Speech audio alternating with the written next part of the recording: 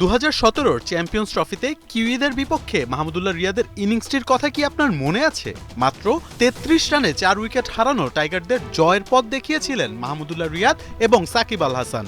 আবারও টাইগারদের সামনে New Zealand do or die match. অনুশীলনে চোট পেয়ে প্রথম ম্যাচ মিস করেছেন রিয়াদ, তবে নিউজিল্যান্ডের বিপক্ষে মহা গুরুত্বপূর্ণ ম্যাচে এই ফিনিশারকে নিয়ে সুসংবাদই দিলেন টাইগারদের টিম ম্যানেজার। ক্রিকবাজের এক সাক্ষাৎকারে টিম ম্যানেজার রাবিদ ইমাম জানান রিয়াদ ভালো আছেন, এমনকি নেক্সট ম্যাচ খেলতেও পারেন।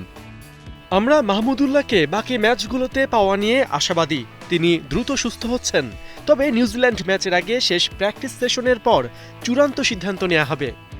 রিয়াদের স্ক্যান রিপোর্ট নিয়েও আছে সুসংবাদ, নেতিবাচক কোনো কিছুই নাকি ধরা পড়েনি।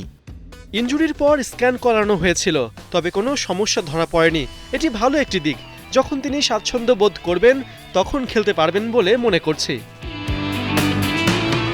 পরের রাউন্ডে যেতে হলে ব্যাক টু ব্যাক ম্যাচ জিততে হবে টাইগারদের, যেখানে প্রথম বাধা নিউজিল্যান্ড। কিউইদের কাছে হেরে গেলে চ্যাম্পিয়ন্স ট্রফির স্বপ্ন প্রায় শেষই হয়ে যাবে টাইগারদের জন্য।